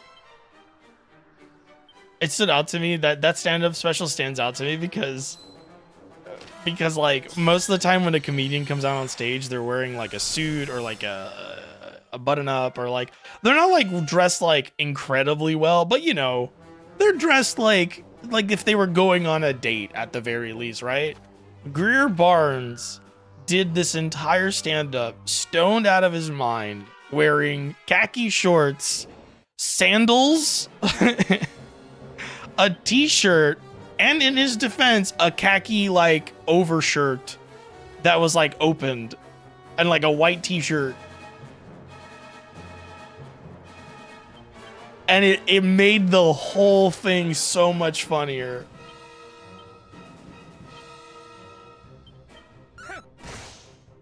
But yeah, man, it was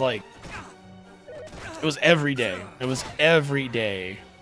Canadian suit number 2.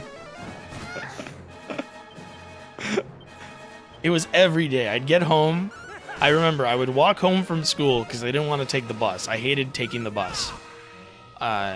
For me, it was like I'd rather walk home because I have control over what I'm doing, and also like I can stop somewhere that's like interesting, or like maybe get something to eat on my way home. That's just Def Comedy Jam Couture.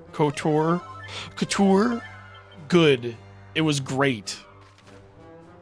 It worked out so well. Where was I going? Am I going this way or the other way? No, I just came from there. But like, it was like I would walk home, which would take me like an hour, or like 45 minutes to an hour. I would get home, I would take a shower, I would then sit on my couch,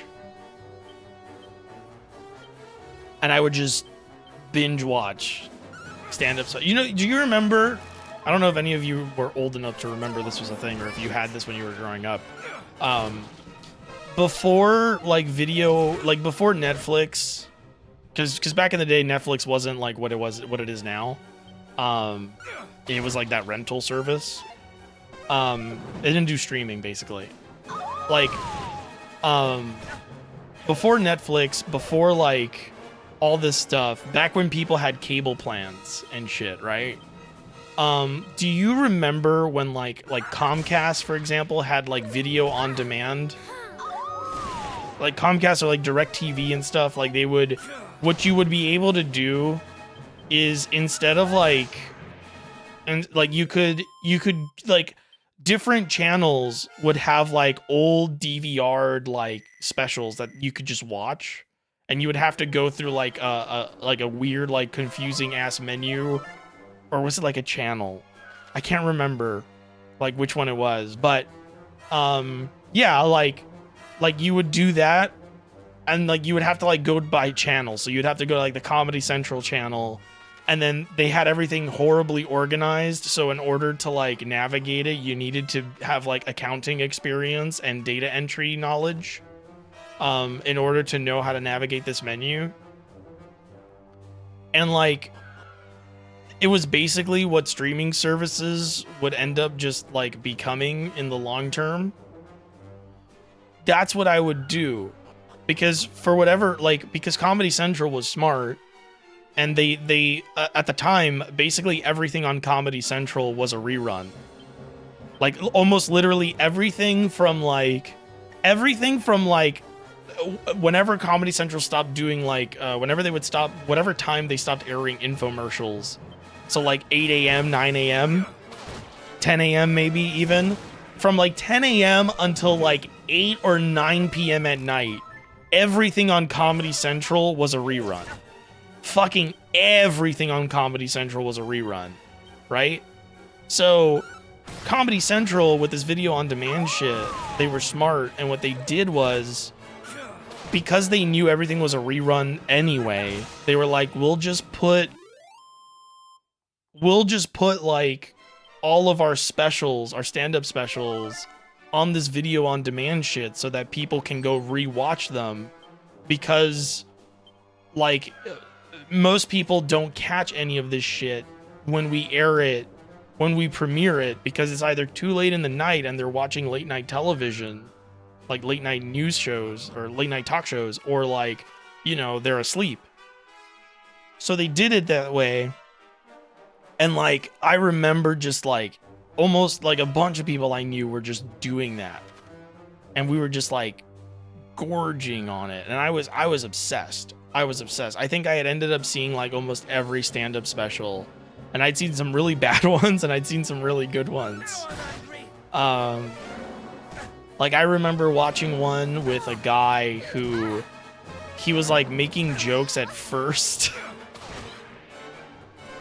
He was making jokes at first, but eventually he was literally just trying to gain applauses from the crowd for saying like ethically correct things, to the point where even the crowd got tired of clapping for him.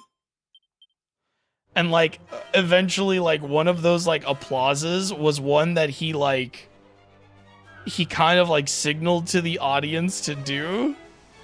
And then I realized, like, I ended up not finishing the whole thing, because I was like halfway in, I was like, he's just like, he's not making jokes, he's just like, he's just talking.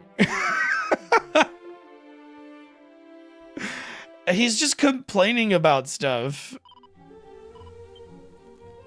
Like he's just kind of like trying to figure out if the audience, like it almost feels like he spent the entire special figuring out if the audience was cool, and then he didn't have any other like material.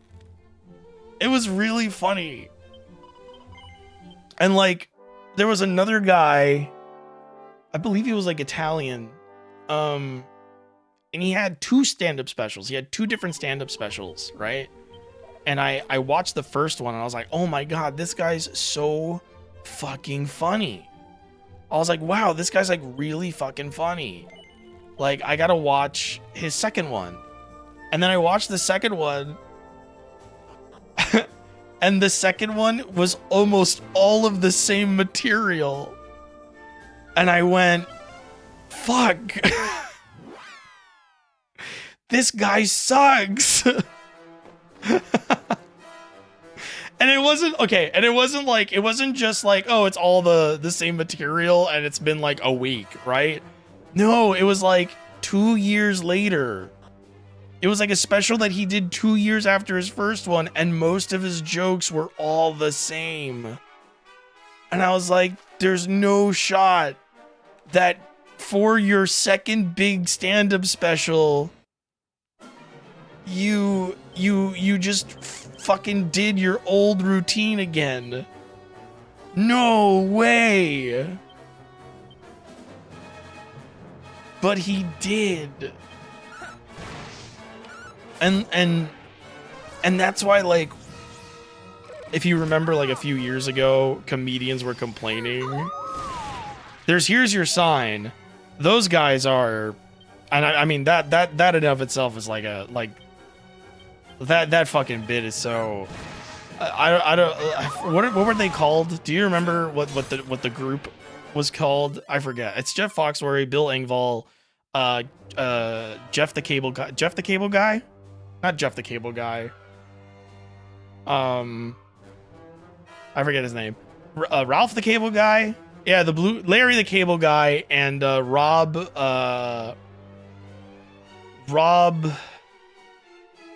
something. Ron, not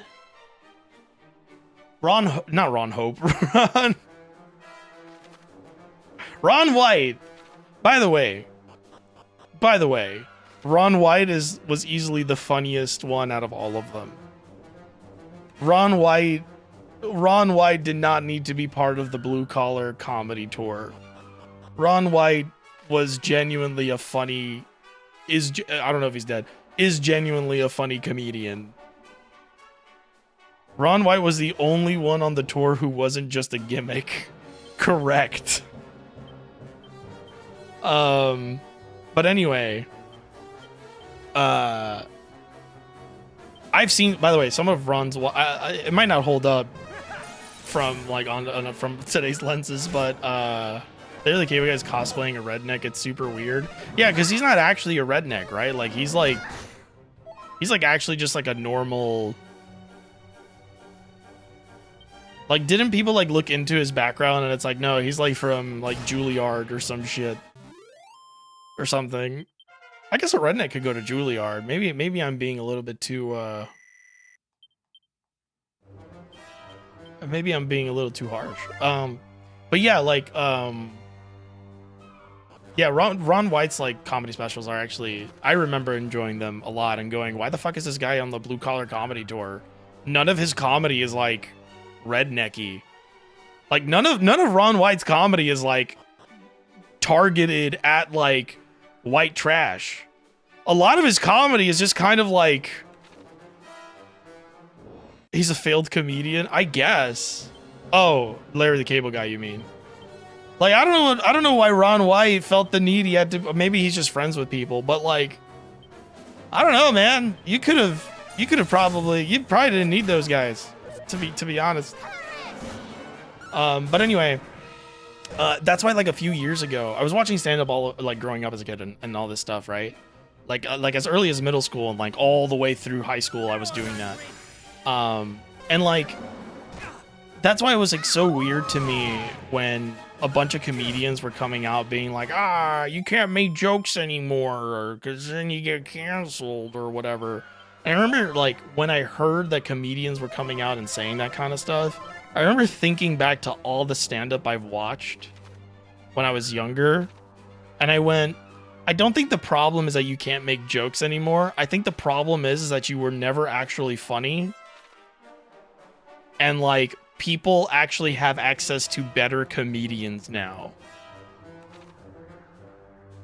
And that might be harsh to say, but I do think like, I think the reality is that it's not that you can't make jokes anymore. It's that you weren't that funny. And now that like comedy is like, now that more people are doing comedy, your ass can't compete. because I used to see a lot of bad stand-up back in the day, and I gotta tell you, I don't think the 2000s and the 2010s were the golden age of comedy, bud.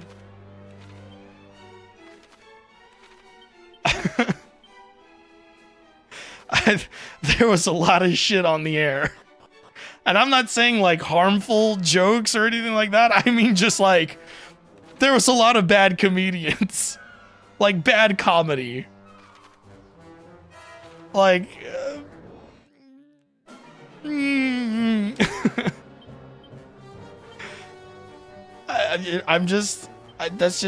it's the impression I get, man. Well, like, you know, people just like, you know, if you haven't seen better comedy, you don't know that there's better comedy, right? Like, if you tell a knock-knock joke to a kid who's never heard a knock-knock joke before, the kid's gonna laugh. But if you tell a knock-knock joke to like a 35-year-old who like has heard knock-knock jokes his entire life, he's probably just gonna roll his eyes at you because it's a knock-knock joke, and it's like, what am I, 12? What am I, 7? What am I, 5? You know? And I think what ended up happening, my theory, is that a lot of these comedians, like, their material was getting stale, and instead of like, maybe this is a little harsh, but like, I feel like instead of like trying to like keep up with the times and sort of like grow as a person to improve your comedy, I think they kind of just like, they wanted to very quickly do the quickest thing that people would find funny, which was like, you know, abrasive comedy. But like, the problem with that is that I don't think they realized that the abrasive comedy they were doing was only working. It was only like doing well with like younger people, you know, like kids, like high school kids who like liked edgy humor, and like shitty people who are not many once you get older. So I feel like what ended up happening is the people that were watching comedy the most back in the day were people like me who were like in high school. You know, like I feel like that was actually like a huge part of the demographic. But then we got older and like what we thought was funny changed.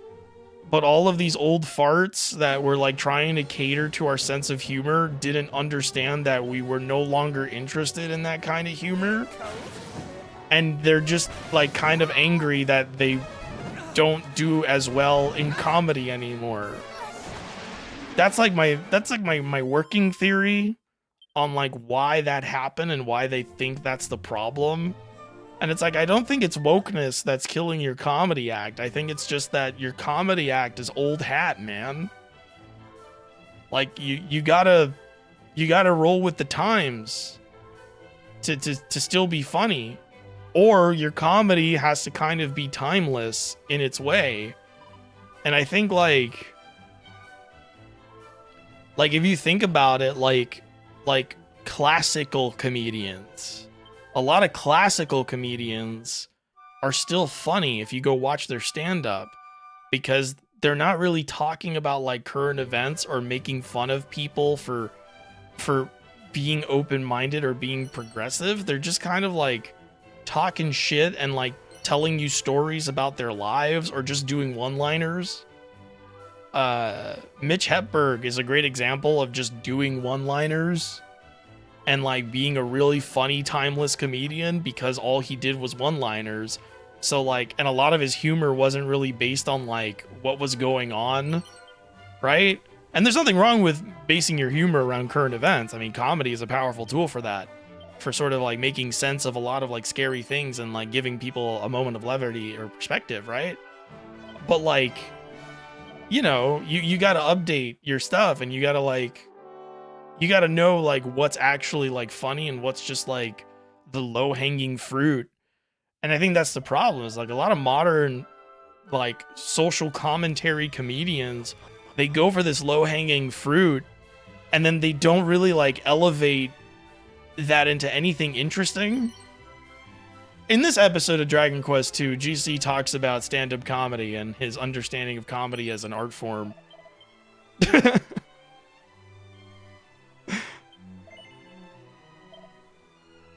Hope you're enjoying this, VOD watcher, assuming you got through the 25-minute silence that I enforced upon the stream while I was answering DMs, and then some other shit that we talked about that I can't remember what the fuck we had.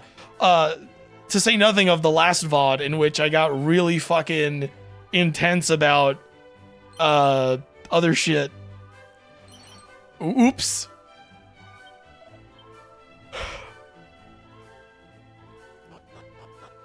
But yeah, like I think like that's really the problem. Like I don't think any of this woke shit's the problem, man. I think it's that you don't know how to be funny in a compelling way, and also you don't understand that like the only people that think the low-hanging fruit is funny are like probably not the people you want to write comedy for, because they don't have a sense of humor and they're just like into cruelty. Cultural relativity, silence, the Jet Shot, treatise on Ron White. I'm serious though, Ron White's comedy, well, okay, high school GC from back in the day, who wasn't a complete piece of shit, but may have had questionable beliefs or questionable understandings of the world. He liked it a lot. High school GC enjoyed Ron White specials, and even back then was able to be like, it makes no sense that this guy's hanging out with these dorks. I'm sure Ron White would defend them because they're his friends or something, but sorry, Ron. I think you're the funniest person in that group, and I think you're underselling your talent by touring with them, to be perfectly honest. But then again, what do I know?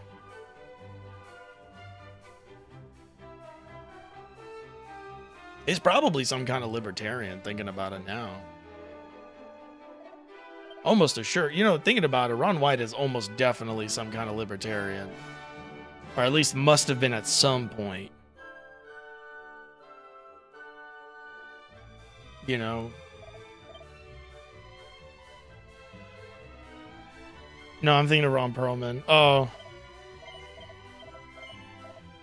I love Ron Perlman. Is Ron Perlman still cool?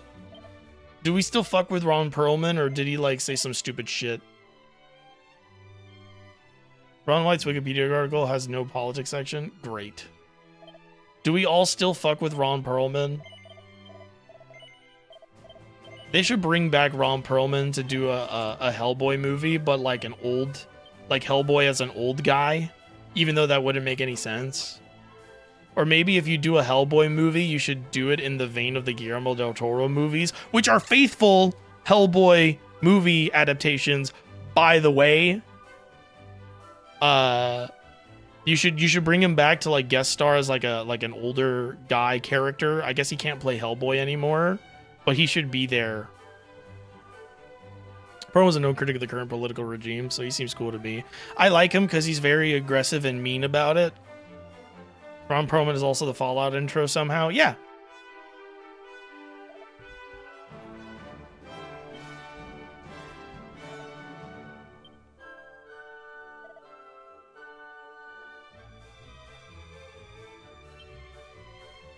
This treasure hunter doesn't want to deal with stuff.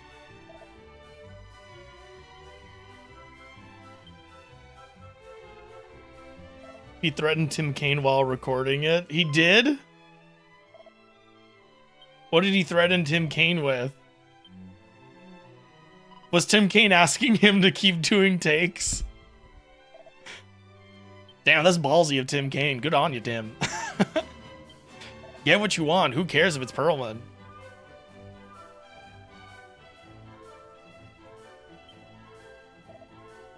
I'm sure in hindsight, Ron Perlman is like, you know what? That guy knew what he wanted.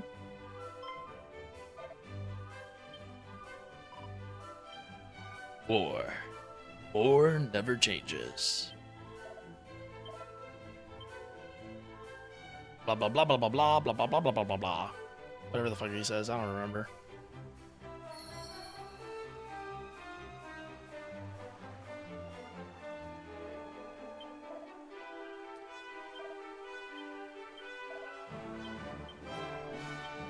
Let me see. Head to the mountains north of Rippleport. I'm going to do that next stream, but for now, I'm going to go investigate here and loot everything around here. Actually, we can save time. There's 3 treasures in this area. I bet one of them is a hidden metal.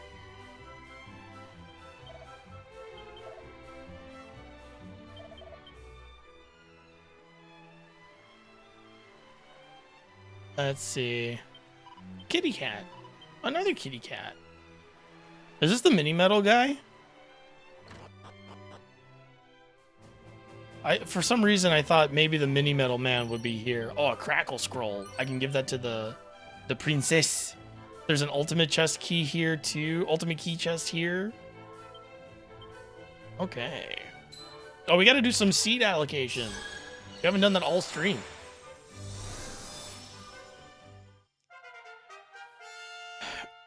Petronell learns Crackle. So she knows Crackle now.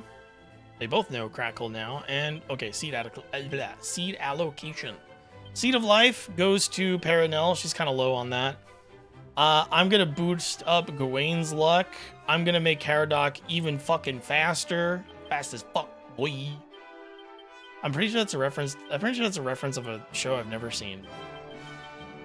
But people use it in their like YouTube video compilation things all the time. So it's like stuck in my head. Although I don't think the person that soundbite belongs to is like a good person. Or at least wasn't. I don't remember though. So I'm talking out of my ass. Let's see. Is there gonna be a hidden mini medal at the end of this dock? No, because this is where we stand to get, oh no, that's our boat over there.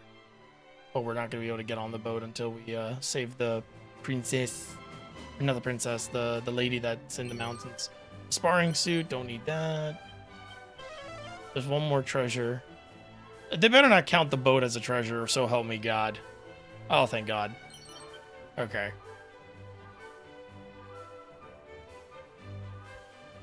Okay.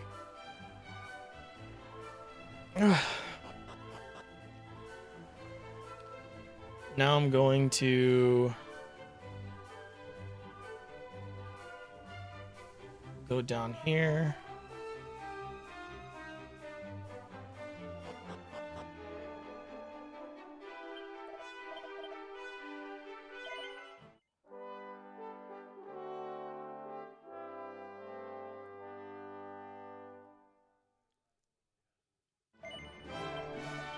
Okay. All right, I think we're gonna call it here. Sorry for the shorter one. I'm just kind of not in the mood, and also, I would like to not stream until before. I would like to end the stream before the sun goes down because I would like to go take a little walk. So, yeah. Thank you for joining me, everybody. Until next time, take care of yourselves, take care of each other, and I'll see you then. Bye-bye.